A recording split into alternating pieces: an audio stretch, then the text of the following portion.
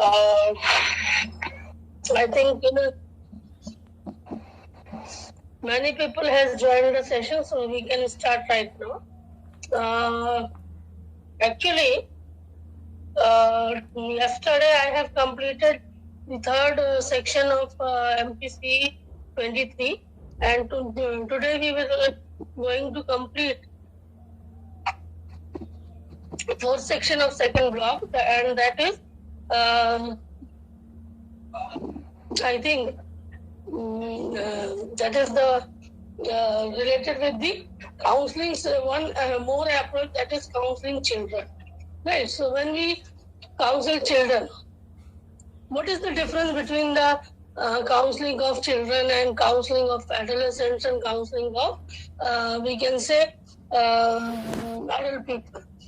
There is a huge difference, because when we deal with the different developmental stage, we have to match the compatibility of that particular subject group. क्योंकि क्या होता है कि जैसे बच्चों के साथ आप बड़ों की तरह अगर बात करोगे तो you can not get more information from them, and अगर आप उसके साथ एक बच्चे के तौर पर इन्वॉल्व होते हो तो उसके साथ आपको बहुत ज्यादा मदद मिलती है, और मदद मिलने में बहुत बार हम लोग प्ले थेरेपी का यूज करते हैं. We use play method to involve with the children, और इन बच्चों के साथ जुड़ने के बाद जब हम लोग अपना जो भी प्रोसीडिंग्स करते हैं, तो क्योंकि हम उसमें खेल खेल में उनके दोस्त बन जाते हैं, और हम उनके लेवल पर कि अच्छा तुमने क्या किया था, अरे मैं भी ऐसा था, मैं भी वैसी थी, इस तरीके से we have to match that level, जिससे बच्चा ये कर सके कि हाँ ये व्यक्ति मुझसे कुछ इवैल्यूएशन या जजमेंट के बारे में बात ना करके वो अच्छी तरीके से बात कर रहा. होता क्या है कि जैसे मम्मी पापा से बच्चे बात करते हैं, बच्चे ने बताया कि अरे आज हमने ना टीचर को परेशान किया, तो मम्मी पापा डांटेंगे ही ना, अरे ये बहुत बुरी बात है, ये है वो है.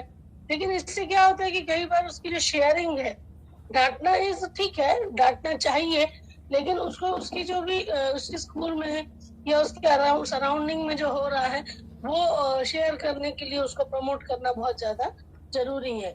और इसमें मेरा ये मानना है कि जैसे आजकल आप चाइल्ड अब्यूज के केसेस देखते होंगे कि बहुत रिपोर्टिंग होती है, पहले नहीं होती थी. तो पहले शायद इसलिए नहीं होती थी कि घरों में अगर इस तरीके की बातें करने का माहौल ही नहीं था, शेयरिंग सी नहीं थी. लेकिन आज थोड़ा सा पेरेंट्स भी प्रिपेयर हो गए हैं, और बच्चों को भी एक मेंटालिटी तैयार हुई है कि if you have some problem then you can share with your teachers, your parents and anyone. तो कैसा होता है कि बच्चे तब शेयर करते हैं जब वो आप पर ट्रस्ट करते हैं, और ट्रस्ट कब करते हैं, जब उनको लगता है कि आप उनके अच्छे दोस्त हो और आप उनको बहुत ज्यादा कुछ स्कॉल वगैरह नहीं करोगे. तो बच्चों के साथ डील करते समय बहुत एक इम्पोर्टेंट चीज जो होती है कि काउंसलिंग करते समय में प्ले मेथड सीख लेनी चाहिए, इन्हें प्ले थेरेपी सीख लेना चाहिए. चाइल्ड गाइडेंस क्लिनिक में हम लोग जनरली इसी मेथड का यूज करते हैं बच्चों के साथ रेपो डेवलप करने के लिए. बच्चों का बारे में अगर हम talk about the development, child development, so that there are many aspects which are physical, cognitive, environmental and social development. And again अगर in terms of human development if we go for it, तो then हम लोग एक और development की बात करते हैं, motor development. So when a child is going to develop in all aspect, तो हम ये एक्सपेक्ट करते हैं कि उसका फिजिकल भी एस्पेक्ट अच्छा हो, मोटर डेवलपमेंट यानी मूवमेंट संबंधी एक्टिविटीज भी वो कर पाए, यानी हाथों को मोड़ना, उंगलियों को जो डेक्सटेरिटी है वो सब सही हो. उसके अलावा जो बच्चे हैं उनको सोशल डेवलपमेंट भी होगी, वो लोगों को देखकर भागेगा, ऑटिस्टिक ना हो, है ना, सेल्फ सेंटर्ड ना हो. उसके अलावा emotional development, they can express their emotions very well. यहाँ थोड़ा सा इंडियन सिचुएशंस में प्रॉब्लम होती थी. पहले क्या होता था कि हमें हमारे इमोशंस को किसी के सामने रोने से, किसी के सामने ज्यादा हंसने से रोका जाता रहा, और हमारे समाज में ऐसा होता था कि हमारे इमोशंस को हम सही ढंग से एक्सप्रेस नहीं कर सकते. And mainly when we talk about the male counterparts, so they can not weep, वो रो नहीं सकते, है ना. रोएंगे तो समाज उनको criticize करता है, and that is why it is very difficult for sometimes to express their griefs. और यही वजह है कि एक रिसर्च में देखा गया है कि हार्ट अटैक्स जो होते हैं that more जो occurrence rate है वो जेंट्स में, मेल्स में ज्यादा है बजाय कि फीमेल में, because they cannot share, they cannot express their grief or sorrow or sadness in tears और या weeping या crying से भी बहुत सारा दुख हल्का होता है.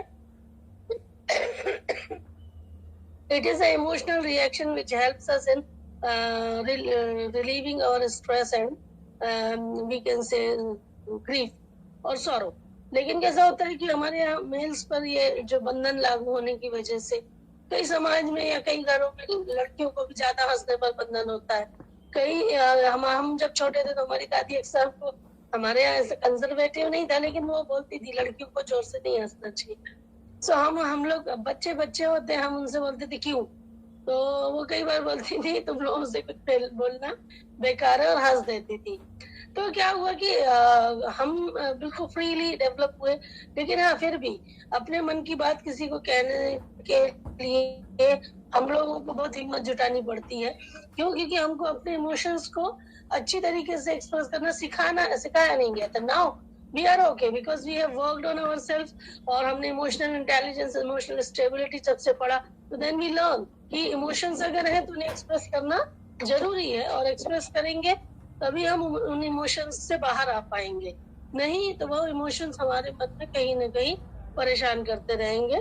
मैं आपको फिर से डियर जिंदगी फिल्म देखने के लिए एक बार कहूंगी जिन्होंने ना देखी हो. और ऐसी कई फिल्म्स हैं जिसमें बताया गया कि मन में कहीं गिठान होती है जो सालों पहले की होती है लेकिन वो हमारे आज के बिहेवियर पर सीवियर इम्पैक्ट कर सकती है. कल मैंने नाग चैतन्य वाली फिल्म का भी उदाहरण दिया था. उसी तरीके से कई बार कुछ होती हैं घटनाएं जो हमारे मन में एक जिसको घर कर जाती हैं और उसकी वजह से हम एक पर्टिकुलर सिचुएशंस या पर्टिकुलर लाइफ इवेंट्स में हम लोग इन्वॉल्व नहीं हो पाते.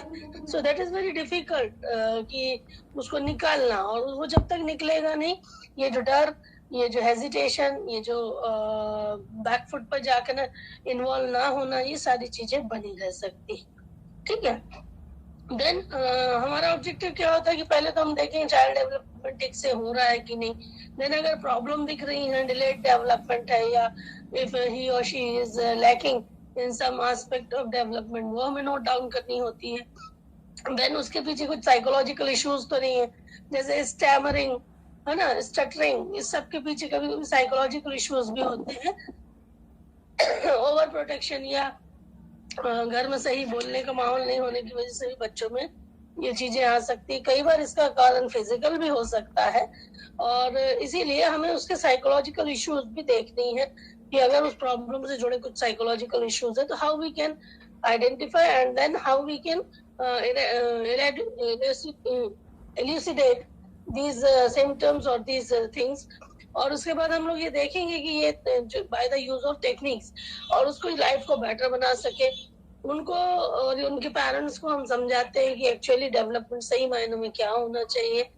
फिर उनकी जो अगर लर्निंग डिसेबिलिटी आइडेंटिफाई हुई है तो उसके कैजुअल फैक्टर्स हमें देखने चाहिए.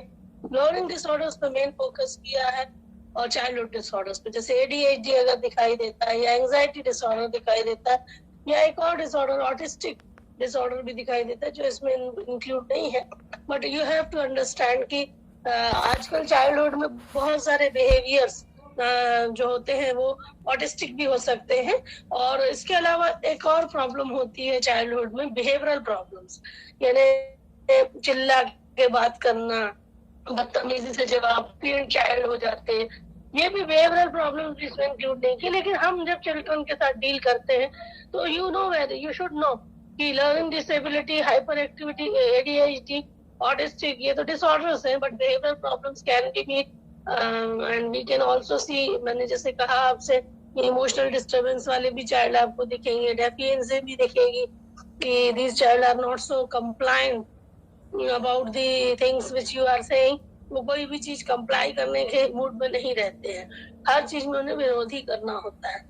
एंड दैट इज वाई कि अभी तो बहुत इस पे वर्कआउट हो रहा है क्योंकि जो पेरेंटिंग है वो बहुत शायद रिफॉर्म करने की जरूरत है।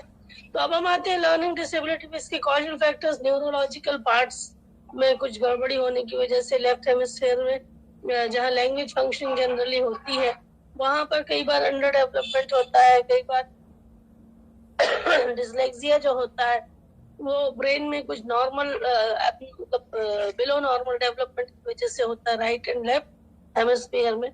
देन इसके अलावा जेनेटिक ट्रांसमिशन की वजह से भी हो सकता है। कई बार बेसिक साइकोलॉजिकल प्रोसेसेस भी हो सकती हैं इसमें रिस्पॉन्सिबल, जैसे कि उनके जो सेंसरी इम्पेयरमेंट या जो अंडरस्टैंडिंग कॉग्निटिव सेंटर्स है ब्रेन के वो बराबर से काम नहीं करते तो भी उनको लर्निंग डिसेबिलिटी दिखती हो सकती है। Then nature and characteristics of learning disorder. Obviously जब आप देखते हो कि बच्चा किसी चीज में जब वो उसको हम देखते हैं कि लर्निंग से संबंधी प्रॉब्लम फेस कर रहा है, वो कोई एफर्ट्स डाल के भी कोई चीज रीडिंग राइटिंग या कैलकुलेशन या स्पीकिंग में वो सही तरीके से एक्विजिशन नहीं कर पा रहा है, हाइपर एक्टिविटी वगैरह दिखाई देती है तो एडीएचडी के सिम्टम्स है। लर्निंग डिसऑर्डर ऐसा नहीं है कि बच्चा कुछ अलग से दिखाई देगा, लोग सोचते हैं जैसे मतिमंद बच्चे थोड़े अलग दिखते हैं।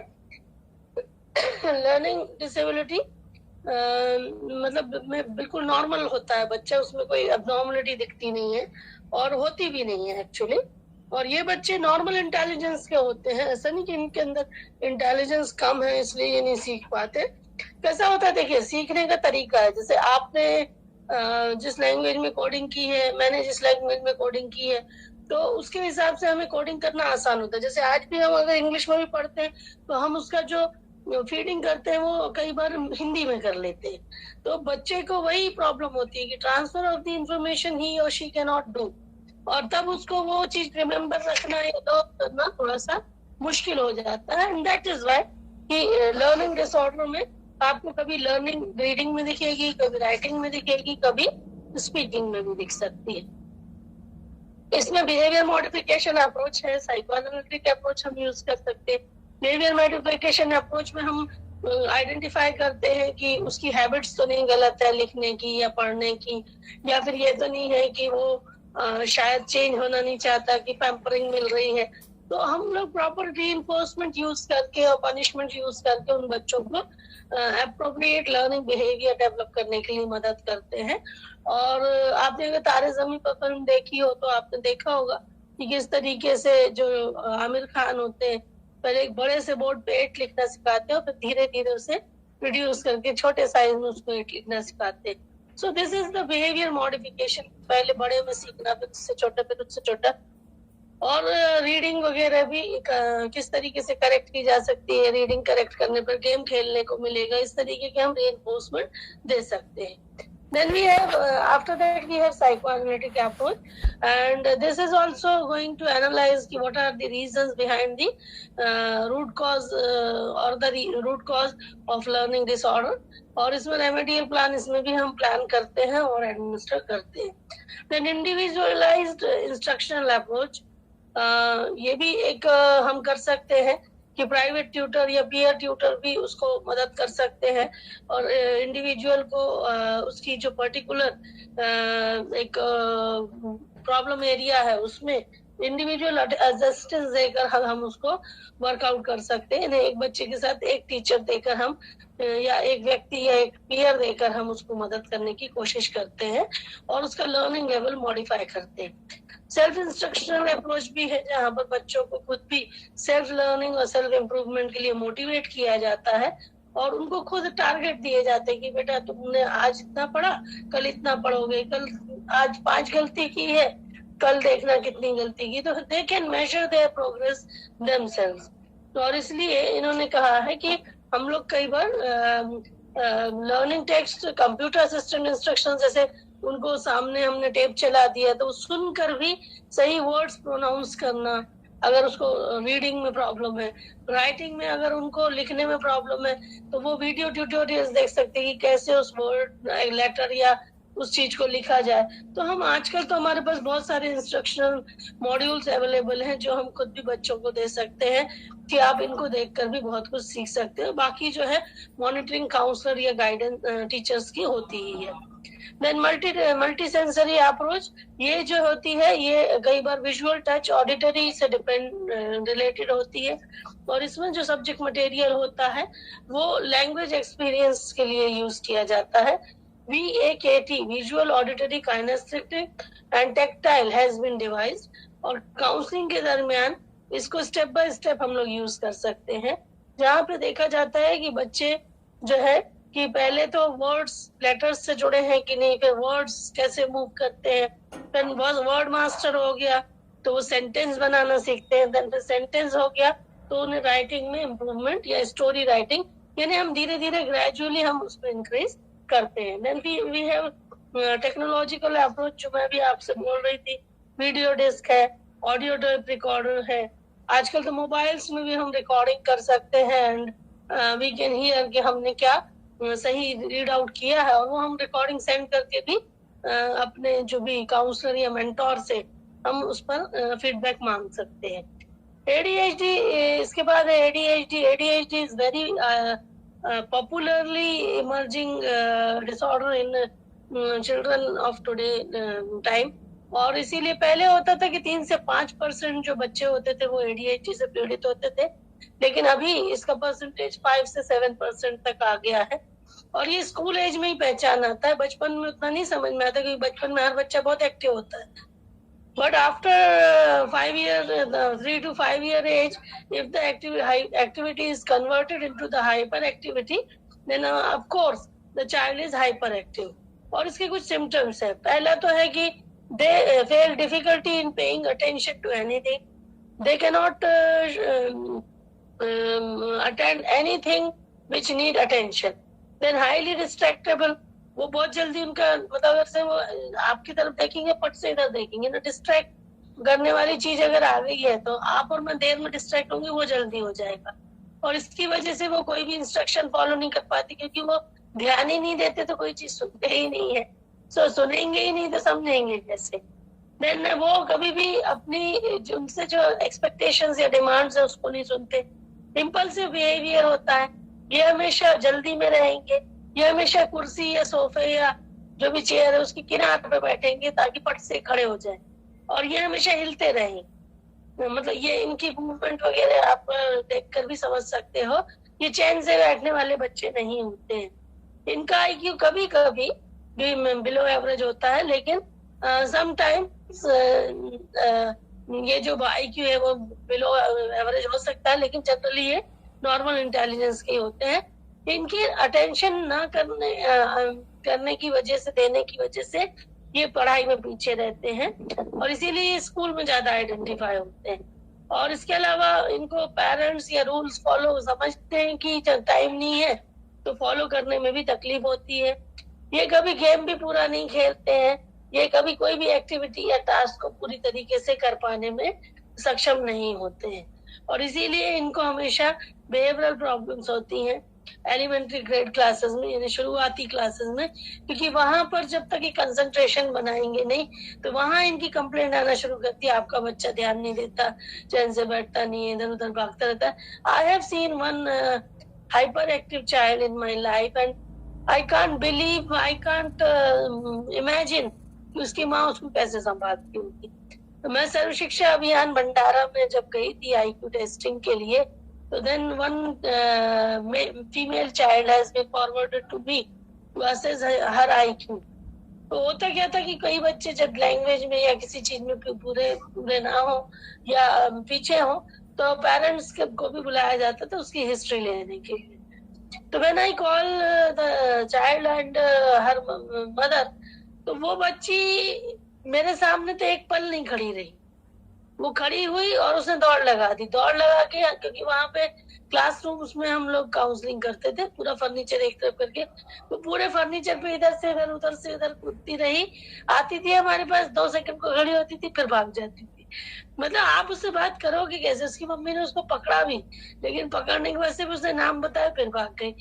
तो मैंने उनसे पूछा how you manage at home, तो बोली मैडम मैं क्या बताऊं, इसकी वजह से मैं छोटे बच्चे पे ध्यान नहीं दे पाती, क्योंकि छोटा बच्चा जो मेरा है वो अगर मैं उसको देखने चली गई तो ये कहीं की कहीं पहुंच जाती गाँव में, और बंद करके भी नहीं रख सकते ऐसे बच्चों को। तो दैट वाज द मतलब most surprising thing I have seen, कि वो बच्ची एक जगह पर नहीं बैठ रही थी, और उसकी मम्मी सही में कैसे उसको मैनेज करती होगी, गॉड नोज, क्योंकि उसको उसको उसके साथ एक छोटा बच्चा घर के काम भी मैनेज करने होते थे। So she was so anxious. लेकिन आजकल कुछ मेडिसिन ऐसी आ गई हैं जिससे जो एक्टिविटी लेवल थोड़ा सा कम होता है और बच्चे थोड़े शांत होते हैं, तो मैंने उसको फिर रेफर किया था कि आप साइकियाट्रिस्ट को काउंसिल कांटेक्ट कीजिए, और मेडिसिन से हम इसको थोड़ा सा कंट्रोल कर सकते हैं।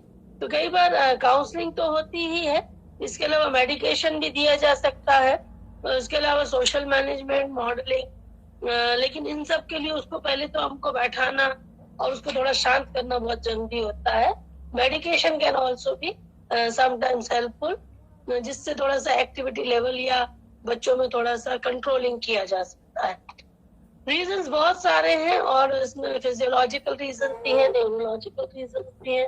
कई बार फूड में एक्स्ट्रा जो कलरफुल फूड बच्चे खाते हैं जिसमें आर्टिफिशियल फूड कलर्स यूज होते हैं, उसको भी रिस्पॉन्सिबल माना जाता है।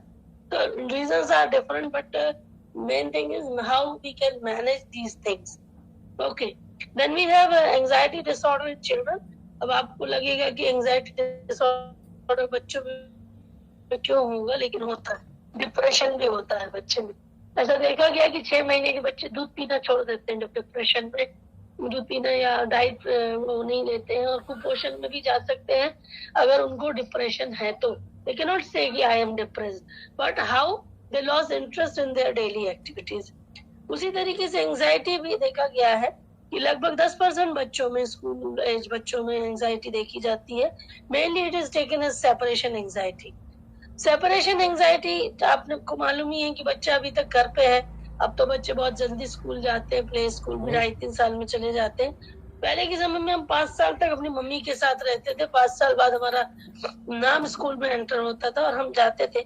तो मम्मी को छोड़ना, क्योंकि बच्चा मम्मी के साथ सबसे ज्यादा रहता था, एक बहुत बड़ी मुश्किल होती थी। हाँ, आपने उसको प्रिपेयर किया, वो कॉन्फिडेंट है, उसको सिचुएशंस को हैंडल करने की ट्रेनिंग दी है, तो वो चला जाएगा।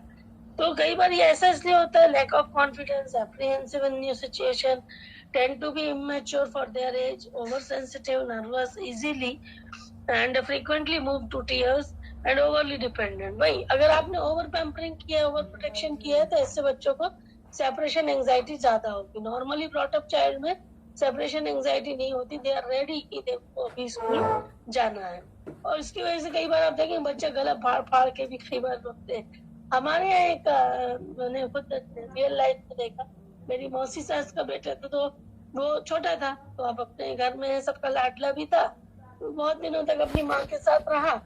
और उस समय मतलब इंग्लिश स्कूल उतने पॉपुलर नहीं थे, तो उसको स्कूल में डाला। तो I have witness this thing. तो उसका पहला तो स्कूल घर के पास रखा कि भाई बीच में वो आ सके, लंच टाइम में उनकी स्कूल दिन भर की होती थी, तो वो बीच में अपनी मम्मी को चेक करने आता था कि उसकी मम्मी घर पे है कि नहीं है।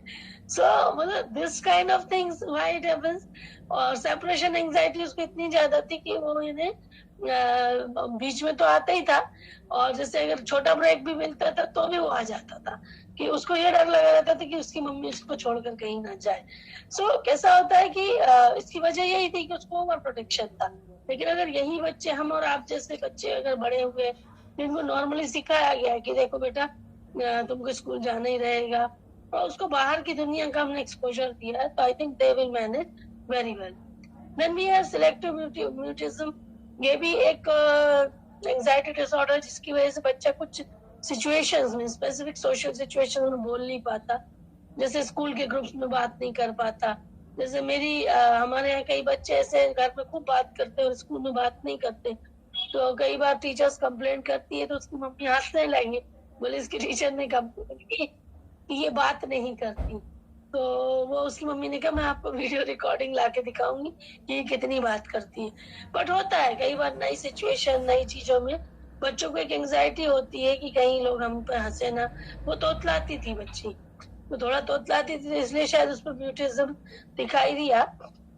अभी वो मतलब बड़ी हो गई है and now she can speak clearly, तो अब ये प्रॉब्लम नहीं है। तो म्यूटिज्म के भी कई कारण हो सकते हैं, जिसमें इन्होंने दिया बायोलॉजिकल जेनेटिक फैक्टर्स हो सकते हैं, एनवायरमेंटल सेटिंग हो सकती है।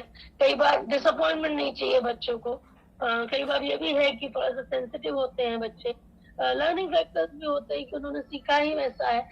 उसके बाद एक्सीडेंट्स एक्सपीरियंस भी हो सकते हैं, जिसकी वजह से बच्चे में म्यूटिज्म आ जाए। डर के मारे भी आप फिल्मों में देखते होंगे बच्चों की आवाज या बोलने की क्षमता चली जाती है। मॉडलिंग की वजह के द्वारा हम लोग इसमें थोड़ा इम्प्रूवमेंट ला सकते हैं, लेकिन कई बार हम आमने सामने भी देखते हैं ना कि गुस्से में लोग एक दूसरे से बात नहीं कर रहे, दुख में एक लोग एक से बात नहीं कर रहे। तो ये भी लर्निंग हो सकती है बच्चों में कि पेरेंट्स को देख के सीखते हो। और lack of confidence is also there. तो हम लोग जब इस तरीके की, फिर उनको फियर का फेलियर भी होता है, एंजाइटी भी होती है, एवेल्युएशन का भी डर रहता है। इन सब की वजह से कुछ जो सिचुएशंस है उसको थ्रेटनिंग लगने लगती हैं and they withdrawal from the speaking their thoughts और whatever about their thoughts and about their feelings. और ये जो चीजें हैं, ये एंजाइटी डिसऑर्डर में कुछ एक्सपीरियंसेस भी, अगर बच्चेपन में वो बोलता था और उसको तो चुप रहो, तो बच्चा कई बार डर डर के भी बोलना बंद कर सकता है। इनको हम कैसे हेल्प कर सकते हैं? ऑब्वियसली जब हम इनको देखते हैं तो रिलैक्सेशन सिखाना होता है कि ऐसी सिचुएशन में कैसे रिलैक्स किया जाए। उनको डीप ब्रेथ लेना, उनको थोड़ा सा अपनी बॉडी को रिलैक्स रखना और थोड़ा अपना इन्हें ध्यान इधर उधर थोड़ा सा भटकाना जरूरी होता है ताकि वो थोड़ा रिलैक्स फील करें।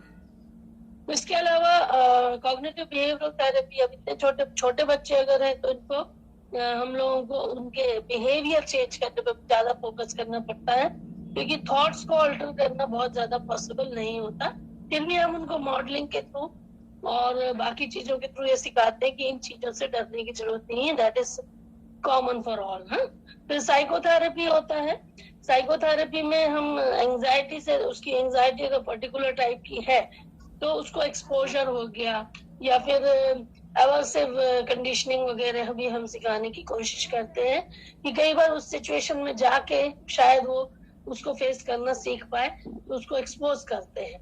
then psychiatric evaluation is also there, जिसमें हम ये देखते हैं कि कहीं उसको कोई इम्पेयरमेंट या कोई और चीज की प्रॉब्लम तो नहीं है, और अगर ऐसा है तो meditation can be helpful for reducing his और हर एंजाइटी और स्ट्रेस, और थोड़ा सा हम उसको लेस एंशियस होने के बाद नॉर्मल वे में वर्कआउट करने के लिए मदद कर सकते हैं। तो these are the things which we can do with the children. Then again we have some behavioral disorders, जैसे sleep walk होता है। sleep walk आपको पता है, नींद में बच्चे चलते हैं, और ये इन्होंने कहा है कि DSM-4 में ऐसा दिया गया था कि 6 से 12 साल के बच्चे में लगभग ये 10 से 30% होता है। ये बड़ों में भी होता है, स्लीप डिसऑर्डर्स में आता है। और कई बार ये इसलिए होता है कि बच्चे बहुत यानी कॉन्शियस, सोते समय भी कॉन्शियस से अनकॉन्शियस और अनकॉन्शियस से कॉन्शियस में मूव करते हैं, और इसीलिए कई बार इस तरीके की चीजें होती हैं। देन टिक्स है। टिक्स यानी एक पर्टिकुलर मसल या किसी चीज को बार बार ट्विस्ट करना या फिर एक उसको लेकर रिस्पॉन्स करना, जैसे ब्लिंकिंग ऑफ आईज या गर्दन ऐसे करना, या फिर आंखें, जिसको कहा लिकिंग द लिप यानी बार बार होठों पर जीभ फेरना, ट्विस्टिंग द नेक जैसे मैंने कहा ना ऐसे ऐसे करना, फिर ब्लोइंग द नोज, कुछ लोग नाक को बार बार छूते हैं, ऐसे ऐसे करेंगे ऐसे करेंगे, कुछ क्लियरिंग द थ्रोट, बार बार गला साफ करेंगे, कुछ ट्विस्टिंग माउथ यानी मुंह टेढ़े करना, और इस तरीके से नहीं बहुत सारे बिहेवियर्स होते हैं। टिक्स में कुछ भी हो सकता है, कुछ सर खुजाने की क्रिया कर सकते हैं, कुछ नाक खुजाने, मतलब कोई भी एक ऐसी एक्टिविटी या बिहेवियर होता है जो वो बार बार करते हैं। और ये इसलिए भी होता है कई बार कि वो एंजाइटी में या एंशियस होते हैं तब ऐसा करते हैं। फंक्शनल एनालिसिस या एनकॉर्पसिस भी हो सकता है। इसमें जो हम मल मूत्र विसर्जन की बात करते हैं, यूरिनेशन और डेफिकेशन, ये कई बार भी ब्लैडर की फॉल्ट की वजह से भी हो सकता है, कई बार साइकोलॉजिकल रीजन से भी होता है कि उनका जो यूरिन है वो प्रॉपरली कम्युनिकेट नहीं कर पाते यूरिनेशन के लिए, और कई बार वो उस को मतलब इनवॉलंटरीली रिलीज हो जाता है। और ये जो कंट्रोल है, कई बार अगर फिजियोलॉजिकल रीजन है कि ब्लैडर में प्रॉब्लम है या यूट्रस में प्रॉब्लम है या एनीथिंग कैन बी देयर, तो मेडिकल ट्रीटमेंट से ठीक हो जाता है। लेकिन फिर if sometimes it is psychological, तो थोड़ा सा मुश्किल होता है। कई बार आप देखेंगे कि छोटा बच्चा आने के बाद बड़े बच्चे इस तरीके की चीजें व्यक्त कर सकते हैं। उसकी वजह ये होती है कि छोटा बच्चा जब आता है तो उसकी जो पैम्परिंग और केयरिंग होती है, तो कहीं ना कहीं बड़े बच्चे में, कुछ बच्चों में इनसिक्योरिटी आ जाती है, और वो सेम बिहेवियर यानी यूरिन इन द बेड करके आपका अट्रैक्शन और वो केयर पाना चाहते हैं जो छोटे बच्चे ने पाई है। लेकिन क्योंकि वो बड़ा हो चुका रहता है तो उसको स्कॉल्डिंग या डांट या फटकार मिलती है। और ये हमने देखा है कि कई बार बच्चों के आने के बाद ये कंप्लेंट ज्यादा देखी गई है। सो इसके रीजन है कॉर्पस भी है कि कई बार बच्चों को समझ में नहीं आता और डेफिकेशन हो जाता है। इसके भी रीजन साइकोलॉजिकल भी हो सकते हैं। इसके बहुत सारे मेथड्स हैं ट्रीटमेंट के, वो बिहेवियरल मेथड में हम लोग देखते हैं। उसके बाद ऑटिज्म, जो मैंने कहा कि ऑटिज्म सामने दिया नहीं था। ऑटिज्म में बच्चे जो होते हैं वो कई बार सेल्फ सेंटर्ड होते हैं। वो एक या दो व्यक्तियों से ही जुड़े हुए होते हैं। दे can not interact with other people, they can not face social situation, और उनको सोशल स्किल्स और बाकी सारी चीजों को बहुत प्रॉब्लम होती है। और ऐसी कंडीशन में हम देखते हैं कि जब माँ बहुत ज्यादा अटैच्ड होती है बच्चों से, तब ऑटिस्टिक बच्चा होना बहुत ज्यादा पॉसिबल हो सकता है। एंड दैट इज वाई कि इन बच्चों को मदद करने के लिए हमें एक तो सोशल बिहेवियर सिखाने होते हैं, लैंग्वेज स्किल्स सिखाने होते हैं, बिहेवियरल काउंसिल करना होती है, पेरेंटल काउंसलिंग भी करना होती है कि बच्चों को स्वतंत्र रूप से कुछ चीजें करने के लिए मोटिवेट करें और उसको अपने पर डिपेंडेंट ना रखें। क्योंकि ऐसे बच्चों के लिए स्कूल्स भी है, मगर जब तक वो पेरेंट्स से दूर नहीं होंगे वो चीजों को नहीं कर सकते। Then training children to do their own work, engaging the child in various activities and behavior modification techniques. By these, he can help them to improve their life and to live life in like a normal children. बहुत मुश्किल होता है autistic child को deal करना, but anyhow they are our child and they have problems, so we have to go for the interventions. और इसीलिए अभी कई लोगों ने तो ऑटिस्टिक चाइल्ड का लेकर वो बनाया है, ग्रुप भी बनाए हुए हैं, एसोसिएशंस भी हैं। हमारी अंतरा ऐसा कोई एक सीरियल आता था और उसमें ऑटिस्टिक चाइल्ड का पहली बार इसने डिपिक्शन किया था। एंड उसके बाद से काफी हमने देखा कि ये जो स्पेक्ट्रम डिसऑर्डर है ये बहुत ज्यादा दिखाई देने लगा। जैसे मैंने बताया कि कई बार मदर की थोड़ी सी गलती की वजह से भी ये ऐसा हो सकता है। इसमें जनरल काउंसलिंग हम करते हैं, उनका वर्ल्ड डिफाइन करते हैं, फिर उनके वर्ल्ड को शेयर करने की कोशिश करते हैं कि वो किस तरीके से चीजों को देखते हैं, किस तरीके से समझने की कोशिश करते हैं। हम भी उनको समझाते हैं और उनको डिस्क्राइब करने के लिए कहते हैं कि वो कैसे डिस्क्राइब करेंगे कि वो मतलब अपने बारे में शोइंग देयर वर्ल्ड। उनको आर्ट थेरेपी के थ्रू भी हम लोग उनकी भावनाओं को जानने की कोशिश करते हैं, क्योंकि ये बच्चे बात बहुत कम करते हैं। दे आर वेरी मतलब lacking behind in communication. Then play therapy is also helpful. लेकिन यही है कि इन बच्चों के साथ कई बार इन्होंने लिखा है कि लगभग 20 सेशंस लगते हैं ऑटिस्टिक बच्चे की प्रॉब्लम जानने को, क्योंकि ये बच्चे बहुत जल्दी खुलते नहीं हैं। It is very difficult to explore these child, क्योंकि ये अपनी माँ और अपने केयर टेकर्स के अलावा किसी से बात नहीं करते, और इसीलिए ये कई बार अगर बाहर की दुनिया में जाते हैं they are very much prone to get abused और मोलेस्टेड। फिर मिडिल स्कूल स्टूडेंट्स, ये एक बहुत बड़ा इशू है and it is one of my favorite area, adolescent counseling. I think adolescence stage is a very critical stage of life. All of us have gone through that stage, and we know उस समय में क्योंकि knowledge नहीं थे तो उस समय की जो स्टेज थी हम लोगों ने जैसे तैसे पार तो कर ली, but now we realize कि how wonderful that stage was. है ना, मेरे वहाँ हर कोई दुश्मन लगता है, हमें अपनी मर्जी ही करनी होती है। और एक वो होता है कई चीजें जो हम शेयर नहीं कर पाते हैं, जैसे कि जब बाद में हमने साइकोलॉजी में एडमिशन लिया, जब हम लोग 11th-12th में, देन वी रियलाइज ये चीजें क्वाइट नॉर्मल है। यानी जब आप उस स्टेज को पार कर जाते हो तब आपको समझ में आता है कि ये चीजें नॉर्मल थी और हमने उस समय फालतू इतना ज्यादा टेंशन लिया। एंड दैट इज वाई कि कई बार कैसा होता है कि adolescent is a stage of intensive, जो बोल सकते हैं चेंजेस एंड डेवलपमेंट। और इसमें इंटेंस जो डेवलपमेंट होता है इसकी वजह से जिसको हम बोलते हैं सेक्सुअल डेवलपमेंट भी होते हैं, हार्मोनल चेंजेस होते हैं, फिजिकल डेवलपमेंट होता है, इवन आवाज और लुक्स में बहुत सारे चेंजेस होते हैं। पहले जो सॉफ्ट लुक होता है वो कई बार बहुत अपने को अगली भी फील हो सकता है। इस स्टेज में ही हम सबसे ज्यादा कॉन्शियस होते हैं अपने लुक के लिए, और इस स्टेज में जो हमारा लुक खराब होता है तो then we got upset. And लेकिन यही है ना, bodily process you can not control, you cannot control your body or you cannot control your internal processes, physical processes, and that is why you have to go with that. लेकिन कैसा होता है कि जब हमें इनके बारे में मालूम नहीं होता तो then it is difficult to adjust, but before that if 12 years की एज में हमें ये बता दिया जाए कि you are going to face some physiological changes later on and that are quite normal, I think that education is very necessary. जैसे menses is a very critical thing which human society faces and many times it happens now. अभी तो sexual education थोड़ा सा करने लगे, लेकिन पहले कई बार बच्चियों को ये प्रॉब्लम स्कूल में या कोई भी सिचुएशन में हो जाती थी, they don't know about that. लेकिन आजकल तो thanks to technology and thanks to the social media and thanks to the electronic media also, the even male counterparts are also aware of that कि ये एक कोई चीज होती है जो लड़कियों के साथ होती है।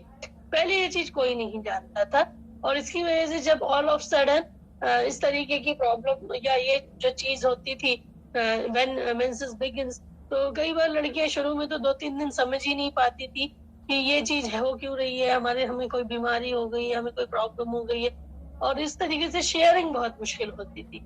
लेकिन आज समय बदल गया है और आज ये चीजें मीडिया एक्सपोजर की वजह से पता चलते हैं, लेकिन फिर भी it can be taught to us by proper media. जैसे स्कूल एजुकेशन में 8th वगैरह में मेरा ये मानना है, हम लोग इस चीज के लिए बहुत दिन से लगे हुए थे कि सेक्स एजुकेशन होना चाहिए। That is not going to teach you about the sexual relations but all ki what are the changes, what precautions we have to take when we are meeting with the opposite sex person and कितना distance, क्या limitations होनी चाहिए, ये सारी चीजें हमें सीखनी होती। कई बार हमें लगता है लड़कियों को प्रॉब्लम, लड़कों को नहीं, they have their own problems, उनको ejaculations की प्रॉब्लम हो सकती है,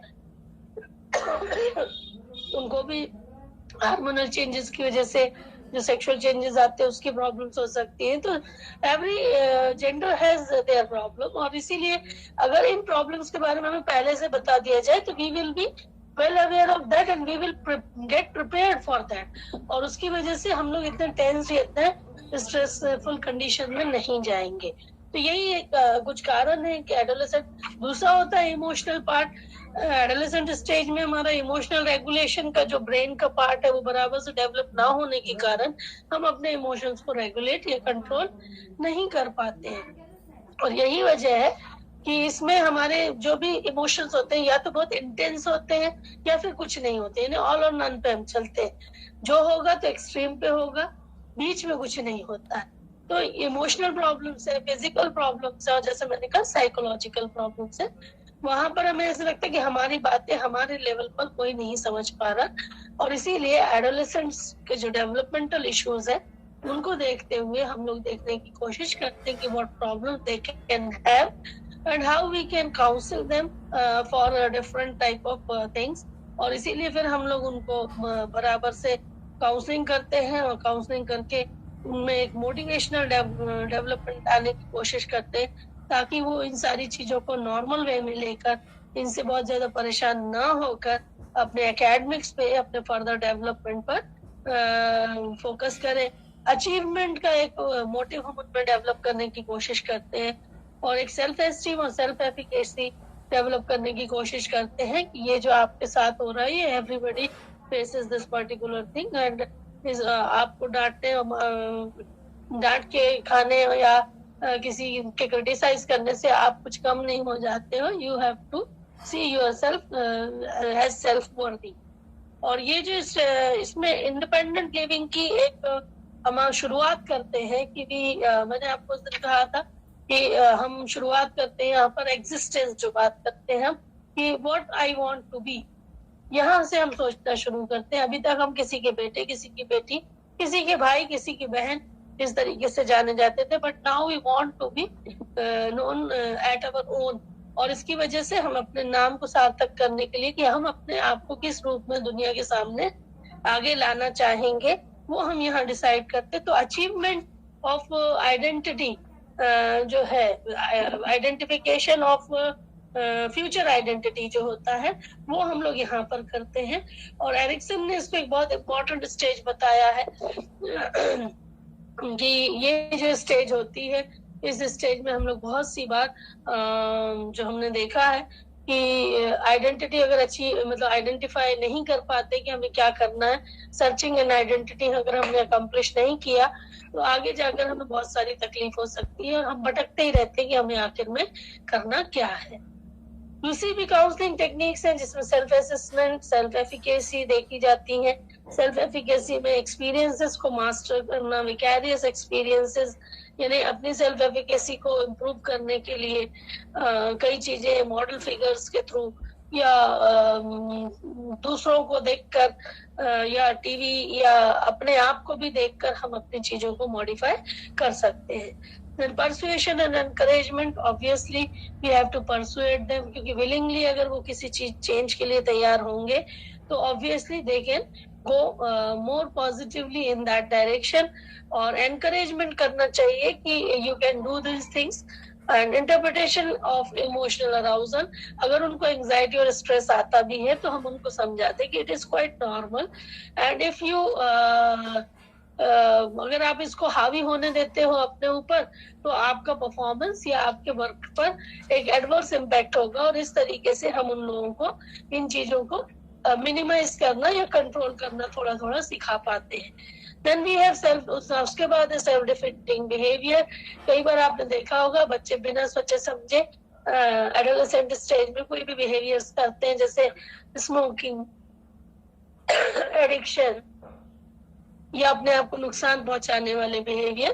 तो ऐसे सेल्फ डिस्ट्रक्टिव बिहेवियर भी हो सकते हैं, ट्रेड ऑफ्स भी हो सकते हैं. इसके अलावा काउंटर प्रोडक्टिविटी भी होती है कि वो किसी एक या दो चीजों के साथ जुड़कर अनप्रोडक्टिव बिहेवियर्स भी कर सकते हैं. और ऐसी कंडीशन में उनको इमोशनल प्रॉब्लम, डिस्ट्रेस वगैरह हो सकता है.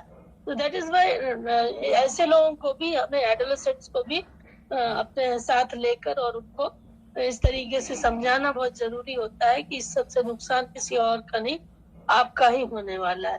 Then we have self monitoring technique. जैसे मैंने आपको इसके पहले भी बोला था कि अगर स्टूडेंट्स चाहें तो वो अपने आप को खुद भी वो कर सकते हैं. क्या कर सकते हैं? मॉनिटर कर सकते हैं. और मॉनिटर करने के बाद उनको, यानी उनको हम खुद ही एक क्या कहेंगे, असेसमेंट रिपोर्ट दे दें कि आप देख सकते हो कि आपने कितना प्रोग्रेस किया. जैसे लास्ट टाइम आपने कितनी बार स्ट्रेसफुल फील किया पिछले 15 दिनों में, आप कितनी बार स्ट्रेसफुल फील कर रहे थे, और कितनी बार आपने पिछले 8 दिनों में कितना स्ट्रेस फील किया. फिर वो मॉनिटर कर बताता है कि मुझे पिछले 15 दिनों में रोज स्ट्रेस होता था, लेकिन फिर उसके बाद अगले 7 दिनों में मुझे एक दिन छोड़ के या 2-3 दिन में 2-3 बार ही स्ट्रेस हुआ. तो he can measure the progress कि कहाँ 15 दिन में रोज हो रहा था और कहाँ मुझे हफ्ते भर में 2 या 3 ही बार हुआ. यानी आपका जो स्ट्रेस है वो मिनिमाइज हो रहा है. एंड दैट इज व्हाई कि ये जो सेल्फ मॉनिटरिंग भी अगर आप उसे देते हैं, क्योंकि adolescent is have enough we can say कि नॉलेज एंड अंडरस्टैंडिंग कि आप क्या बता रहे हो उसको, तो वो समझ सकता है और वो चीजों को एनालाइज भी कर सकता है. एंड दैट इज व्हाई कि जब हम एडोलेसेंट्स को काउंसलिंग करते हैं तो ये बहुत एक डेलिकेट फील्ड है. That is why I have focus more on children and adolescent counselling. और एक ही सेक्शन में हमें आज पूरा पीरियड लग गया, लेकिन it is a very important field actually. Child counselling और एडोलेसेंट काउंसलिंग जो है वो इसलिए भी बहुत इम्पोर्टेंट है क्योंकि अगर यहाँ हमने उस जो इम्पेयरमेंट है या जो भी दोष है या whatever the problematic areas are there, उसको अगर हमने यहाँ रिपेयर कर दिया तो ही और she can be developed in a we can say कि more understanding and more mature adult rather than the impaired adults। और इसीलिए इनको यहाँ पर असेस करके आइडेंटिफाई करके और इनको बहुत अच्छे से डील करना जरूरी है ताकि हमारी जो फ्यूचर यानी जो जनरेशन है, हम इसको प्रिवेंटिव मेजर भी कह सकते हैं क्योंकि इससे हम आने वाली जनरेशन में होने वाले इम्पेयरमेंट को यहीं पर रोककर और उनकी जो आने वाली प्रॉब्लम से उनको बचा सकते हैं। And that is why it is a very important field कि जो चाइल्ड काउंसलिंग और एडोलेसेंट काउंसलिंग का है। एडल्ट काउंसलिंग कब होती है? जब ऑलरेडी हम एक बड़े लेवल पर पहुंच जाते हैं, वहां जाकर जब हमारे साथ ये सारी चीजें होती हैं तो तब उसको दूर करना शायद थोड़ा सा मुश्किल होता है। लेकिन हम उनका जो ऑनसेट है, ऑनसेट जो बचपन में होता है, जो एडोलेसेंस होता है, अगर हम उस ऑनसेट लेवल पर ही इन प्रॉब्लम्स को दूर करने के लिए काउंसलिंग एफिशिएंटली काउंसलिंग प्रोवाइड करें या साइकोथेरेपी प्रोवाइड करें तो आई थिंक कि एडल्ट काउंसलिंग की जो नीड है वो अपने आप थोड़ी सी कम हो जाएगी। And I am very happy that people are realising the need of counselling at early level. और आजकल बच्चों को प्रॉब्लम होने पर पेरेंट्स सोचते हैं कि इनको काउंसलिंग की जरूरत है and that is a very positive sign and indication from the side of the society कि कम से कम बच्चों को काउंसलिंग की जरूरत है। ये रियलाइज करने के बाद पेरेंट्स उसके लिए वर्क करते हैं। लेकिन उसके लिए जैसे मैंने कहा कई बार पेरेंटल काउंसलिंग की भी जरूरत होती है। So it is very challenging field actually क्योंकि हर बच्चे की अपनी नीड्स होती हैं, अपनी प्रॉब्लम्स होती हैं, अपना प्रॉब्लम एरिया होता है और अपने स्किल्स होते हैं, अपनी लिमिटेशंस होती है, उसका अपना एक इंडिविजुअल टेरिटरी होता है और उसके अपने इंडिविजुअल कुछ एस्पिरेशंस या एक्सपेक्टेशंस होते हैं। और ऐसे में हर बच्चे के साथ हमें एक अलग तरीके से अप्रोच करना पड़ता है और इंडिविजुअलाइज्ड अप्रोच के साथ हम यहाँ काम करते हैं क्योंकि यहाँ हम ग्रुप काउंसलिंग वगैरह नहीं कर सकते। So in short, we can say that you have seen the different levels of counseling in different modes, and I think these modalities are very much prominent in the counseling field.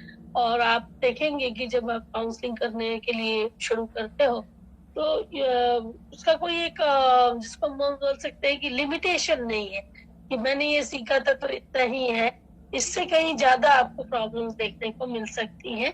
Human relations ऐसी चीजें हैं जहाँ हर aspect को लेकर व्यक्ति को problem हो सकती है और जहाँ प्रॉब्लम्स होंगी और जैसे मैंने कल आपको बताया था कि इनसाइट नहीं होगी, people are not capable of problem solving their problems at their own, तो देन दे नीड काउंसलिंग। और यही हो गया है कि आजकल की हमारी भागदौड़ और हौच पौच की जिंदगी में हम लोगों का जो एक बोल सकते हैं कि हमारा जो एनालिटिकल एबिलिटी है वो शायद कहीं पे जैम हो जाता है और जाम हो जाने से हम चीजों को सही ढंग से समझ नहीं पाते हैं और हम सही एनालिसिस नहीं कर पाते हैं और इसके लिए फिर हमें मदद की जरूरत पड़ती है। कई बार ऐसा भी होता है कि हर एक के डिस्ट्रेस और स्ट्रेस और एंजाइटी और सोर्स ऑफ जो भी क्रिएटिंग डिस्टर्बेंसेस अलग अलग होते हैं। Sometimes it is very heavy और क्रिएट करते हैं सीवियर इम्पैक्ट, तो वहां पर भी काउंसलिंग की जरूरत पड़ती है। But it is a very challenging field. यानी आज हम पहले बात करते थे सिर्फ इस काउंसलिंग की, आज आप देखिए साइबर एडिक्शन काउंसलिंग भी है। आज आप देखेंगे तो मतलब इवन फोन एडिक्शन काउंसलिंग भी आ गई है। अभी यानी आपका जो काउंसलिंग, हमने जो काउंसलिंग जब पढ़ना शुरू किया था वहां से आज हम लोग जब I think after 30 years of my education जो फील्ड है उसमें मैं जब साइकोलॉजी मैंने 94 में 91 से 94 मैंने पढ़ा, उसके बाद 94 से 96 में I have done my PG. At that time counselling was restricted to some areas only, but now the counselling has different areas, new areas, क्योंकि जैसे जैसे ह्यूमन प्रॉब्लम्स के नए ऑनसेट होंगे वैसे वैसे काउंसलिंग के भी स्वरूप बदलेगा और उसके अकॉर्डिंगली हमें काउंसलिंग करना पड़ेगी. तो अभी जैसे मैं देख रही हूँ कि अभी 2-3 सालों में मैंने देखा कि एक सोसाइटल प्रिवेंशन काउंसलिंग अलग होने लगी है. वो भी पहले इतनी ज्यादा प्रोमिनेंट नहीं थी. जैसे वहाँ पे मैंने कहा फोन एडिक्शन काउंसलिंग है, साइबर एडिक्शन काउंसलिंग है, इंटरनेट एडिक्शन काउंसलिंग है. इतनी टाइप्स होंगे मुझे नहीं पता था. Tele counselling is also there. Tele counselling तो इसलिए क्योंकि अगर इमीडिएट हेल्प हम नहीं दे सकते हैं तो टेली काउंसलिंग के थ्रू किरण नाम की एक सर्विस है जो गवर्नमेंट की तरफ से चलाई जाती है. ये काउंसलिंग सर्विस है और इसमें कोई भी कभी भी अप्रोच करके अपनी प्रॉब्लम शेयर कर सकता है. So government is also realising the need of counselling. लेकिन फिर भी आप और एक्सप्लोर करते रहिए क्योंकि ये this is not all which has been given in your books. इससे कहीं ज्यादा काउंसलिंग का संसार बड़ा है और उसको आइडेंटिफाई कीजिए और आसपास के लोगों को धीरे धीरे अपने काउंसलिंग से सूट करने की कोशिश कीजिए. ठीक है. So that's all for today. I think you have another class after this. Thank you so